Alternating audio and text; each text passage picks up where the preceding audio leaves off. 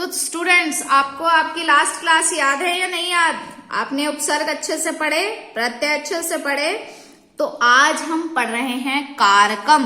कारकम मतलब कारक हिंदी के आपके कर्ता ने कर्म को करण से, संप्रदान के लिए अपादान में पर, अधिकरण का संबोधन का के अधिकरण में पर। तो ऐसे पढ़े है ना आपने। संबंध में काके किया गया, संबोधन में हे अरे आ गया। ये आपका हिंदी का कार्यक्रम था। अब इसकी बात करते हैं तो इसमें भी वही चीज है लेकिन थोड़ा सा चेंज है। क्रिया के साथ जिसका सीधा और परंपरा से संबंध हो उसे हम कारक कहते हैं। ठीक है, तो सिंपल सी बात, हिंदी में भी हम यही कहते हैं कि क्रिया के साथ जिसका सीधा संबंध होता है उसे हम कारक कहते हैं। जैसे आपने देखा होगा कि कर्ता ने कर्म को करण से, ये पढ़ते हो ना, तो हम एक लाइन अगर आपको याद हो तो राम ने रावण को मारा। ठीक है, तो राम कौन है? कर्ता। हिंदी की बात कर रही हूं, अगर मैं अपने एक रिवीजन भी कर लेंगे। किसको मारा? रावण को। तो ये उसका कर्म है ना, रावण को मारना। अब भाई उसने ये कहा कि तीर से मारा। ठीक है, तीर से मारा। तीर क्या हो गया? करण हो गया, क्योंकि सहायता ली ना तीर की, हाथ से थोड़ा ना मार दिया। अब अपन ये कहें राहुल ने श्याम को मारा, तो कैसे मारा भैया? थप्पड़ मार दिया था, तो थप्पड़ तो हाथ से पड़ गया। क्लियर? तो कर्ता क्या है? राम है। कर्म क्या था उसका? रावण को मारना। और किस चीज से मारा? तीर से मारा, तलवार से मारा। काहे से मारा? तो वो उसका साधन हो गया। तो ये तो तीन चीजें तो इंपॉर्टेंट हैं ही आपकी, जो हिंदी में चल रही थी। अब इन्होंने जो संस्कृत में ये कहा, हे मनुष्या नरदेवस्य पुत्रम जयदेव स्वहस्तेन कोशात निर्धनेभ्य ग्रामे धन ददाति। ठीक है, कि हे मनुष्य, नरदेवस्य पुत्र जयदेव जो थे, इन्होंने स्वहस्तेन अपने हाथ से कोश का जो धन था, जो राजगृह में धन था, निर्धनेभ्य यानी निर्धन व्यक्तियों को, ग्रामे धन ददाति गांव में जाकर वो धन दे दिया। आपको इसी एक हिस्से से सारे कारक समझ में आ जाएंगे। अब कैसे कहो, तो आप पहले बांट लो। प्रश्न क्या था, उत्तर क्या दिया? कारकम कौन सा कारक है और विभक्ति। ठीक है, क ददाती, तो क ददाती का मतलब, क का मतलब क्या हो गया? कौन? कौन देता है? उत्तर क्या है? जयदेव देता है। तो जयदेव कौन हुआ? कर्ता हुआ। रावण को किसने मारा? यहाँ पे क्वेश्चन है। क ददाती, क मारती। रावण को किसने मारा था? राम ने मारा था, तो राम करता है। तो यहाँ कम ददाती में कौन ददाती किसने दिया? तो जयदेव ने दिया। ये कौन हुआ? कर्ता हुआ। तो विभक्ति कौन सी हुई? प्रथम। फिर किम ददाती, किसने क्या दिया था? धनम दिया था, ये कर्म है उसका, द्वितीय।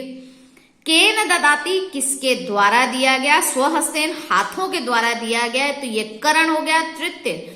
केभ्य ददाती, किसको दिया? निर्धनेभ्य, जो निर्धन व्यक्ति थे। तो संप्रदानम, के लिए, निर्धनों के लिए दिया ना, तो चतुर्थ हो गई। कस्मात ददाती, क्यों दिया भैया? कहां से दे दिया? कोश से दिया, अपादानम, पंचमी। और कुत्र ददाती यानी कहा, किसको दे दिया? ग्राम के व्यक्तियों को, अधिकरणम। ठीक है, इसका एक फार्मूला है कि अगर आप इसको याद कर लो, 6 ये विभक्तियां हैं। कर्ता कर्म च करणम संप्रदान तथैव च अपादानिधिकरण मित्याहु कारकाणि षट। कारकाणि षट, तो ये जो हुए ना, ये 6 आपके हुए। ये यहाँ पे षष्ठी कर लो। ठीक है, यहाँ पे आप षष्ठी कर ले। कर्ता कर्म च करण संप्रदान तथैव च अपादानीकरण मित्याहु कारकाणि षट। कर्ता कर्म च करण संप्रदानम तथैव च अपादानम अधिकरणम मित्याहु कारकाणि षट। क्लियर है? अब हम पढ़ेंगे प्रथम विभक्ति। क्या पढ़ेंगे? प्रथमा विभक्ति। सबसे पहली चीज तो हमें यह पता होना चाहिए कि हम जो विभक्ति पढ़ रहे हैं उसका अर्थ क्या है। तो जो क्रिया को करने में स्वतंत्र हो वो प्रथमा विभक्ति अर्थात कर्ता है वो। कृत वाच्य के कर्म में प्रथमा विभक्ति होती है, जैसे मयम ग्रंथ पठ्यते, तो मतलब मैं ग्रंथ पढ़ता हूं। संबोधन में प्रथमा विभक्ति होती है, जैसे हे बालका यूयम कुत्र गच्छत। किसी संज्ञा शब्द का अर्थ, लिंग, परिभाषा, परिमाण और वचन प्रकट करने के लिए प्रथमा विभक्ति का प्रयोग होगा। क्योंकि विभक्ति के प्रयोग के बिना कोई भी शब्द अपना अर्थ देने में समर्थ नहीं होता। अगर उसमें कर्ता नहीं है तो आप उस शब्द का, उस वाक्य का अर्थ नहीं निकाल सकते हो। जैसे उसने कहा बलदेवम पुरुष लघुम लता। द्वितीय विभक्ति जब कर्ता क्रिया के द्वारा सबसे अधिक संजोए अर्थात काम हो। ठीक है। रामे ग्रामे गच्छति, राम गांव जाता है। बालका वेद पठंती, बालक वेद पढ़ता है। संदीप सत्य वदेत, संदीप सत्य वचन बोलता है। अभित का अर्थ होता है दोनों ओर। राजमार्गम अभितय वृक्षा संति, राजमार्ग के दोनों तरफ वृक्ष लगे हुए हैं। आप कई बार देखते हैं ना, हमारे ऐसे ऐसे करके पेड़ों से गुफाएं सी बनती हैं और उसमें से निकल के जाओ तो कितना खूबसूरत एहसास होता है। ठीक है। अच्छा, ये जो बीच बीच में मैं आपको इंस्ट्रक्शन देती हूँ ना, हम कहीं के कहीं चले जाते हैं सिर्फ इंटरेस्ट बढ़ाने के लिए, और कुछ भी नहीं है। ठीक है। निकषा, निकषा का मतलब हुआ समीप। विद्यालयम निकषा देवालय अस्ति, विद्यालय कहाँ है? देवालय यानी मंदिर के जस्ट सामने, बिल्कुल समीप है या पास में है, कैसा भी हो सकता है। अंतरेण यानी विना, इसका मतलब होता है बिना। प्रदीप पुस्तकम विना पठती, प्रदीप जो है वो बिना पुस्तक के पढ़ता है। इसका मतलब या तो उसको वो वाचन हो चुका है, अच्छे से याद है उसको, या फिर उसके पास पुस्तक नहीं है। बहुत सारे रीजन हो सकते हैं आपके एक वाक्य के। ठीक है। उसके बाद है आपकी तृतीय विभक्ति। स बालके पुस्तके छात्र प्रतीयते, अर्थात वह बालक पुस्तकों को छात्र, पुस्तकों से छात्र लगता है। वह बालक पुस्तकों से छात्र लगता है, अर्थात आप उस बालक को जब देखते हैं, क्योंकि उसके हाथ में किताबें हैं, तो आपको वो क्या लगता है कि शायद ये कॉलेज जाता होगा, शायद ये स्कूल जाता होगा। आप किसी बच्चे को देखकर अगर वो गठरी उठा के जा रहा हो तो कह सकते हो कि ये स्कूल जा रहा है, और अगर वो स्कूल बैग लेके जा रहा हो तो आप फटाफट से बोल दोगे ना कि ये तो स्कूल जा रहा है। तो क्या कहा उसने? बालक पुस्तके छात्र प्रतीते, प्रतीते मतलब प्रतीत होना। तो वह बालक पुस्तकों से छात्र लगता है, ऐसा लगता है कि ये बच्चा अगर बैग लेके जा रहा है तो ये छात्र होगा। जागृति कलमेन लिखती, जागृति लड़की का नाम है, कलमेन कलम से, लिखती लिखती है।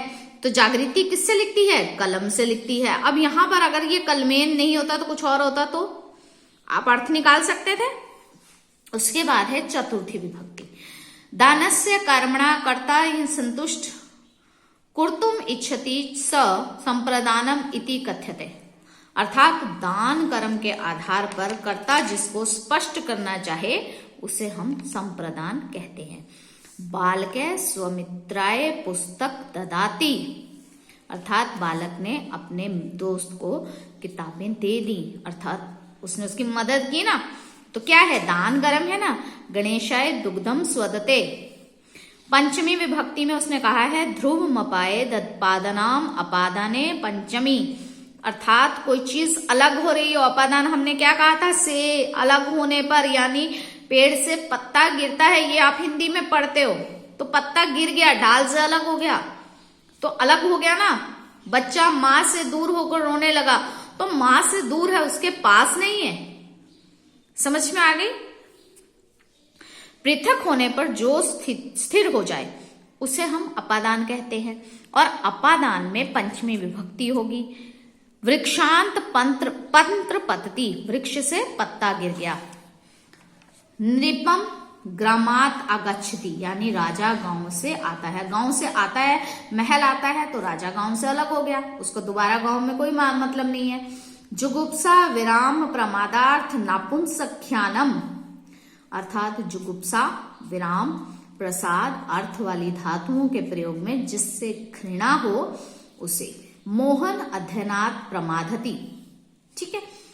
षष्ठी विभक्ति में हम कहते हैं रमेश संस्कृतस्य पुस्तकें पठति। रमेश कौन सी पुस्तक पढ़ रहा है? संस्कृत की। तो संस्कृतस्य लिखा हुआ है ना यहाँ पर वो चाहते तो इस पुस्तक का नाम चेंज कर देते, तो यहाँ पे पुस्तक का नाम चेंज हो जाता। पुस्तकम पठती तो मतलब सीधा ये कि पुस्तक पढ़ रहा है वो।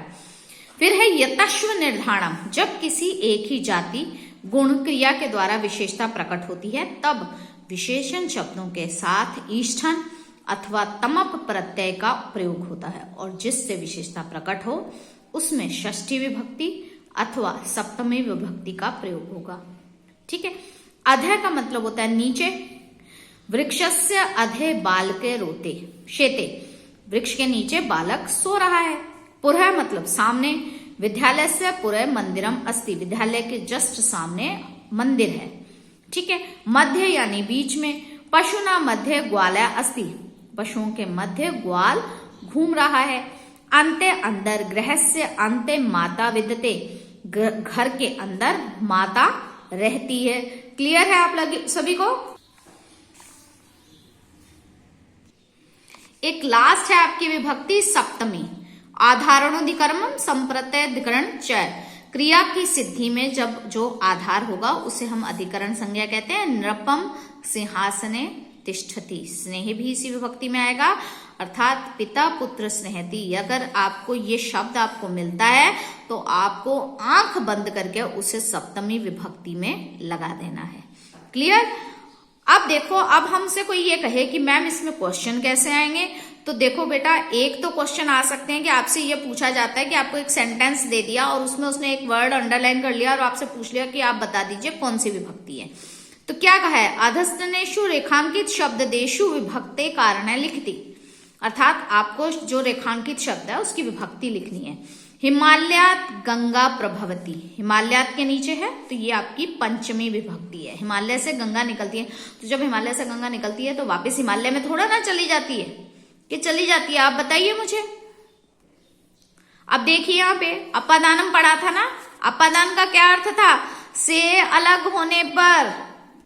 देखिए पंचमी विभक्ति अपादान अलग होने की बात कर रहा है ना, तो जो चीज एक बार वहां से निकल आई वो वापस नहीं, और वापस नहीं गई तो हिमालय से जो गंगा निकल रही है वो वापस हिमालय में नहीं जा रही, ऑपोजिट डायरेक्शन में आ रही है, तो अलग हो रही है। तो कौन सी विभक्ति हुई? पंचमी। हनुमते नमः चतुर्थ विभक्ति हुई, क्योंकि किसका नाम जप रहे हो? हनुमंत का। हरे रोचते भक्ति चतुर्थी विभक्ति, सेम वापस वही। ठीक है। कोष्ठ केभ्य शुद्धम उत्तर चित्वा रिक्त स्थानीय परिवृत, अर्थात आपको कोष्ठ के अंदर 2 क्वेश्चन आंसर दे रखे हैं, आपको कोई एक फिलअप में भरना है। सुरेशम पुस्तक यच्छति, तो किसकी पुस्तक पढ़ रहा है? रामाय की, रामम की तो नहीं। डैश मोदका रोचनते, कौन? बालकाए। फिर कुछ उसने कह दिया कि अधोलिखित शब्देशु उचित विभक्ति प्रयोग कृत्वा वाक्य रचना करुत, अर्थात आपको वाक्य रचना करनी है। एक शब्द दे दिया विना, राम है सुरेश विना गृह न गमिष्यति, राम सुरेश के बिना घर नहीं जाएगा। विभेति सा चौरात विभेति, स्वाहा आग्नेह स्वाहा। फिर कुछ कहा उसने कि कुछ वाक्य हैं उनको आपको संशोधित करना है, सही तरीके से लिखना है। गलत लिखा हुआ है ईश्वरे नमे, तो ईश्वराय नमे होता है अलम विवादम, अलम विवादेन। ठीक है। तो आपको 4 तरीके से क्वेश्चन आएंगे इसमें। एक तो आपको रेखांकित शब्द की विभक्ति बतानी है, दूसरा आपको सही करके लिखना है, तीसरा आपको वाक्य बनाने आने चाहिए, और चौथा आपको सही वाक्य की उसके अंदर क्या चीज आएगी ये पता होना चाहिए। तो ये था आपका कार्यक्रम।